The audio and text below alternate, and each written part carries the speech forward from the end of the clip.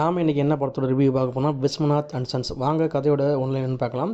Surya sir பார்த்தீங்கன்னா மிகப்பெரிய பணக்காரர், ரொம்ப செல்வ செழிப்பான ஆளாக இருக்கார். அவரும் ஒரு அம்மா மட்டும் தான் வாழ்ந்துட்டு இருக்காங்க. ஆள் 40+ ஆனாலும் கல்யாணம் பண்ணாமல் சுற்றிக்கிட்டு இருக்காரு. அவன் அம்மாவுக்கு தான் பையன் எப்படியா ஒரு கல்யாணம் பண்ணி ஒரு குழந்தை குட்டியோடு இருந்து அதை பார்க்கணுங்கிற ஆசையாக இருக்காங்க. ஆனால் சூர்யா சார் வந்து பார்த்திங்கன்னா கல்யாணம் பண்ண மாட்டேன்னு சொல்கிறாங்க. அதுக்கு ஒரு காரணம் இருக்குது. எப்படியா தான் மகனை கல்யாணம் பண்ணணும் அப்படின்னு நினச்சிட்டு இருக்காரு. சூர்யா சார்கிட்ட ரொம்ப தரம் சொல்கிறாரு, ஆனால் அவர் கேட்கவே மாட்டேங்கிறார். ஒரு கட்டத்துக்கு மேலே தன் அம்மாவுக்கு உடம்பு சரியில்லாத நிலைமை போடுறப்ப சூர்யா சார் தன் அம்மாவுக்கு கல்யாணம் பண்ணால் தன் அம்மாவுக்கு என்ன கிடைக்குமோ, சந்தோஷம் கிடைக்குமோ அதை ஒரு விதத்தில் கொண்டு வர்றாரு.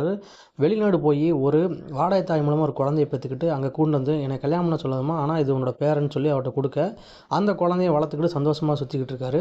திடீர்னு பார்த்தீங்கன்னா குழந்தைக்கு உடம்பு சரியில்லாமல் போகுது. அந்த டயத்தில் பார்த்தீங்கன்னா குழந்தையோட மதரோட டிஎன்ஏ தேவைப்படுது. இவரால் அந்த இவரோட டிஎன்ஏ மேட்ச் ஆக மாட்டேங்குது. இப்போ மதரோட டிஎன்ஏ வேணும்னு சொல்கிறப்ப நம்ம சூர்யா சார் பார்த்தீங்கன்னா நேராக ஃபாரின் போய் அந்த பொண்ணை தேடி கண்டுபிடிச்சி, அதாவது அந்த வாடகை தாயாக இருந்த அந்த பொண்ணை கண்டுபிடிச்சி இங்கே கூட்டு வராரு. கூட்டு வந்ததுக்கப்புறம் என்ன ஆச்சு, அவங்க ஃபேமிலிக்குள்ளே என்னெல்லாம் நடந்துச்சுங்கிறத இந்த படத்தோட மொத்த கதை.